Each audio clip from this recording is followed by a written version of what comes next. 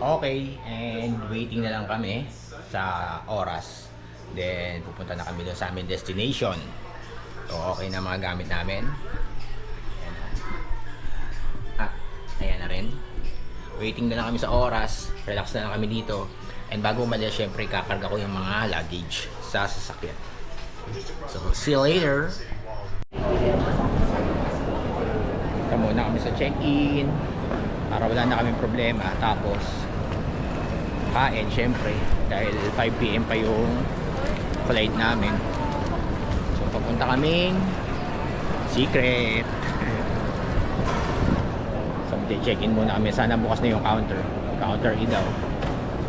Tapos medyo maaga kasi kami dahil sabi ng airport ko medyo may higpit sa immigration or matagal sa immigration. So let's see.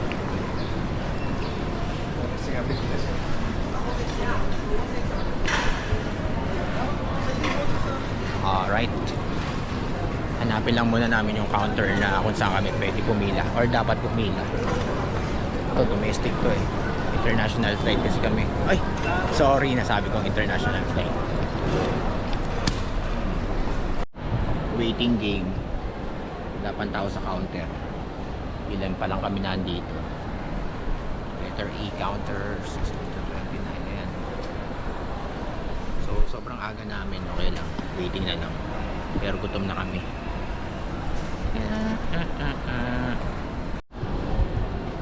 Kain muna while waiting. Wendy's saka Coke. Tagal pa eh. Wala pang mga nakaupo sa counter eh. While waiting, 5 PM pa yung flight. Wala pa rin tao sa counter. Pero nakapag ano na kami, lunch. So sleep muna tayo na 2.5 hours dito sa terminal. Peace out.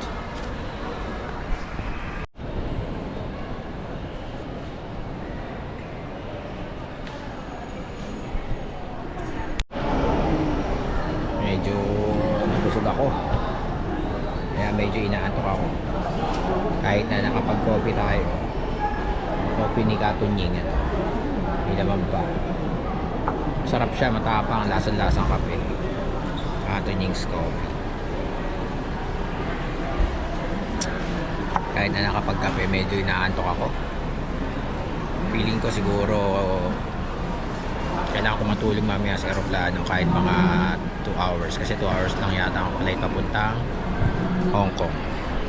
So after nun 4 hours na waiting, stopover, layover, then sakay na ulit kami ng plane papuntang, walaan nyo na lang saan.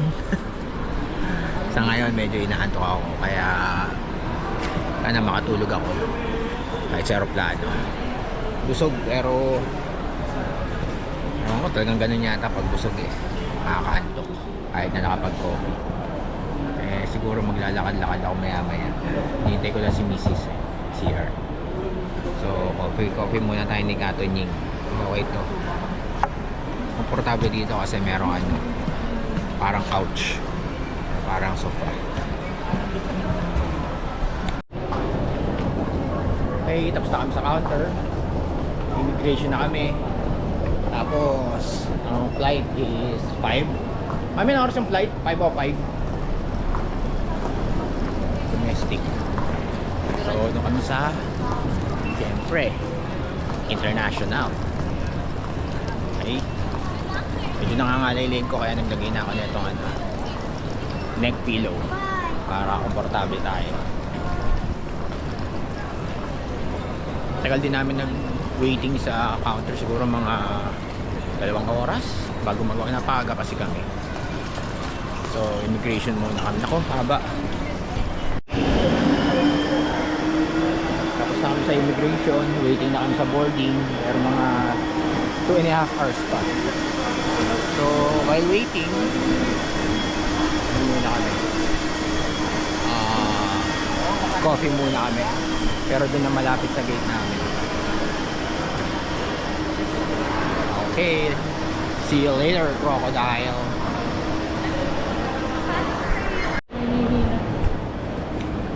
Stopover Hong Kong. Coffee muna kami, hanap kami ng pwedeng mapagkapehan na budget meal.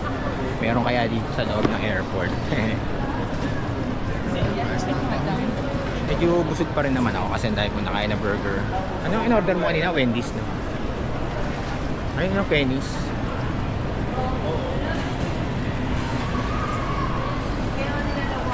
So, stopover namin, Hong Kong. Tapos diretso na kami ng Frankfurt. After 4 hours sa Hong Kong, diretsong Frankfurt papunta kay Jasmine. Kasama ko nawawala. Yun. Kasi mag-coffee kasi para makatulog.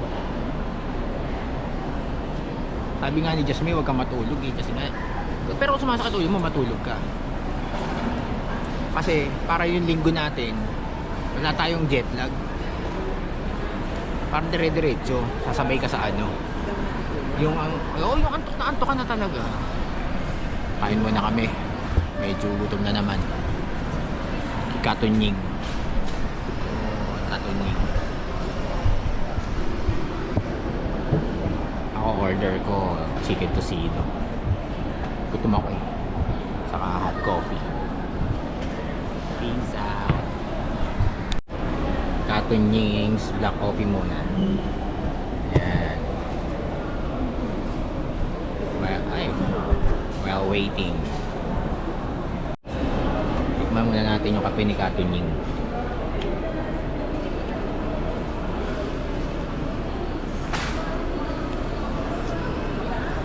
Ayos, masarap Katunying. Kapeng-kape yung lasa. Thank you po. Black coffee ni Katunying. Saka tapsilog ni Katunying. Ayos to Katunying.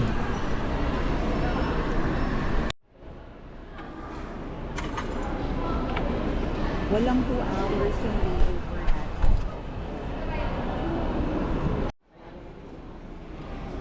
Tikman naman natin yung tapa ni Katunying. Ayos, ang sarap. Panalo nga. Ito yung fried rice, masarap. Tikman natin yung scrambled egg.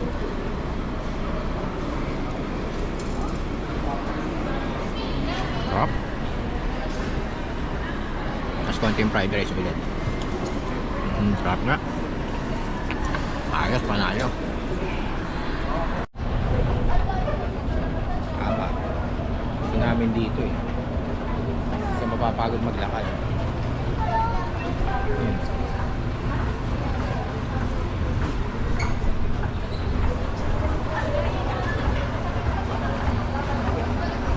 Mainit. Mamaya pa yung ano namin, kaya lakad-lakad muna kami. Relax lang. Be joyful lang. Be happy, be joyful. Yes, sir. Aviation flight C2501. Africa Canada Airways, February 10. Request local Canada passengers. Aviation flight C2501.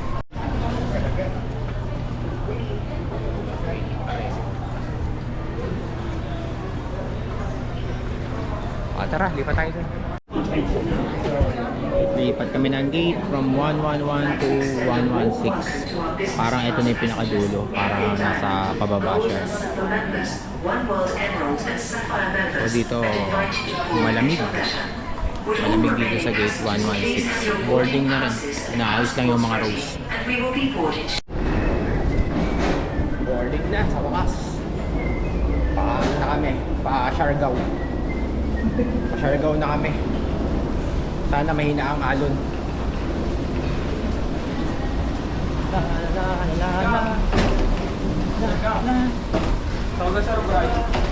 Welcome to Siargao.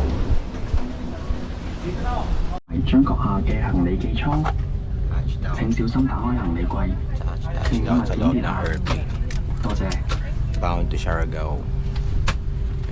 Hong Kong ang salita. Hindi, joke lang.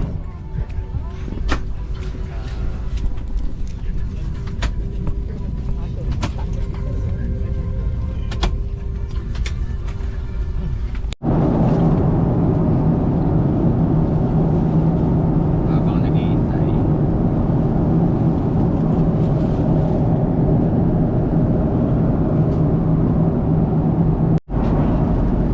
our menu for today, dinner namin dito sa Cathay Pacific, tikman natin. Kami mami adobo.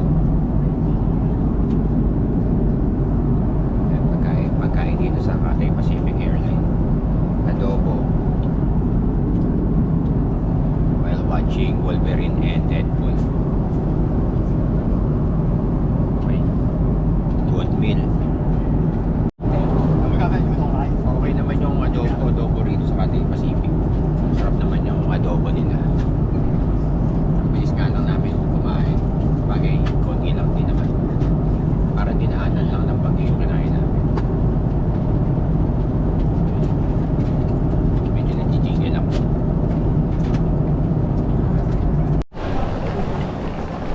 Touchdown na kami sa Hong Kong.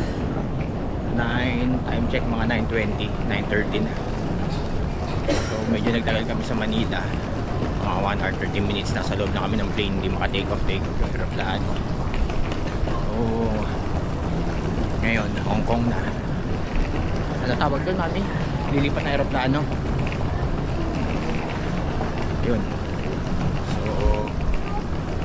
from Hong Kong papuntang Frankfurt. Ano kami, change plane. Pamamaya na lang ulit. Frankfurt destination. Ayun. Ito ba yun?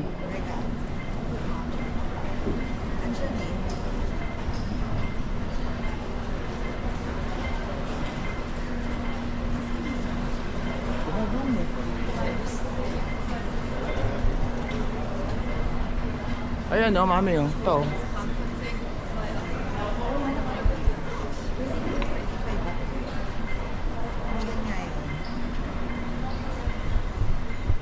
Time to.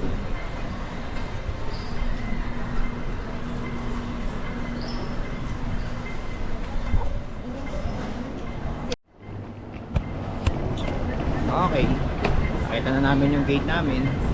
Medyo... Excuse me lang, mami.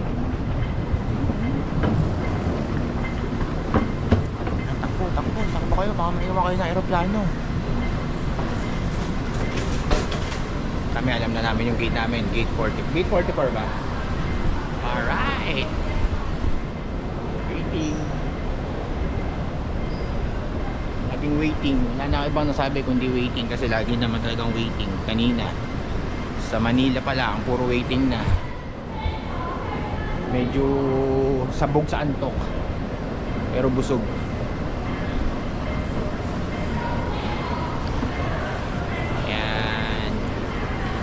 Kami sa escalator na ewan ko ano tawag dito, basta para siya escalator na flat. So CX289 yung flight, gate 44. Sana umabot kami sa game ng soccer, ng local games ng Germany.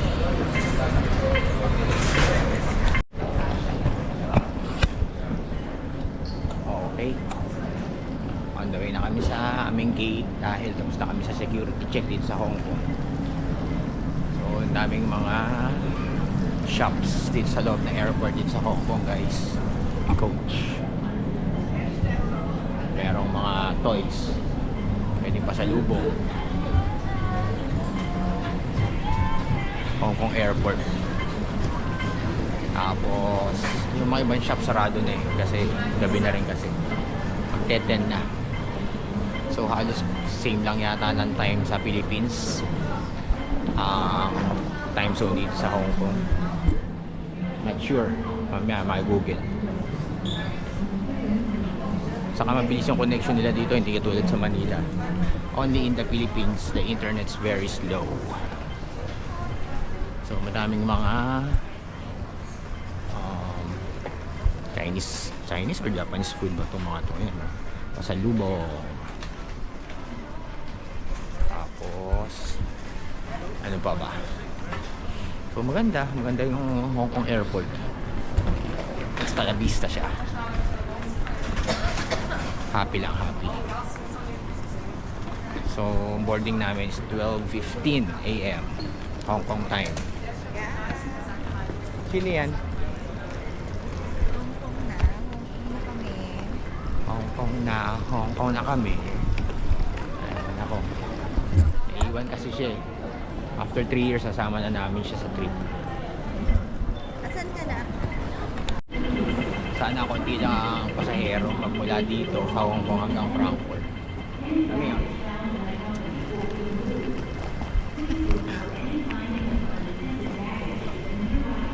May Starbucks, makapag-Starbucks muna. Kape Americano. Walang tao kasi gabi na eh. Tao sa paligid. Masarap pala bumiyahe pagkagabi. Parang ikaw lang ang mag-isa dito sa airport. Ilan lang kayo. Ito yung 5th floor transfer deck na Hong Kong Airport. So kami, magta-transfer kami kaya dito kami sa 5th floor. So ito yung itsura niya.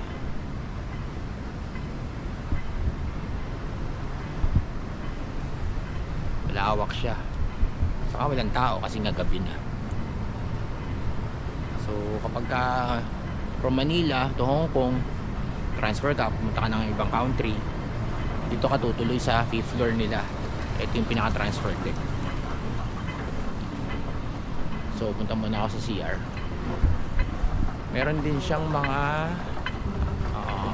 andun yung Starbucks eh. Nalagpasan ko eh. Pero ngayon islan dito.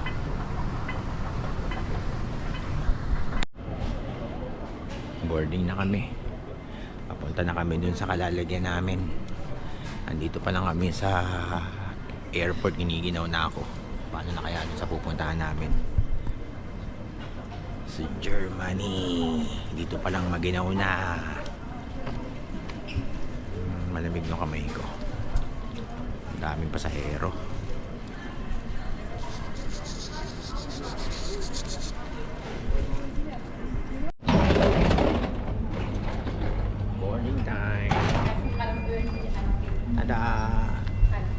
Welcome to Germany.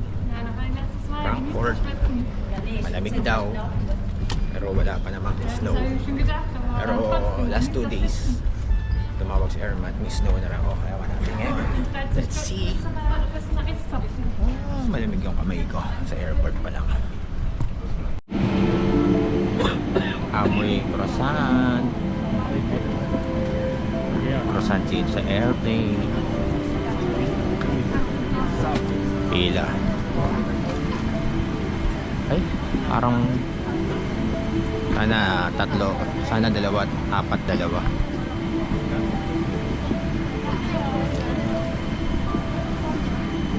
May dalawahan.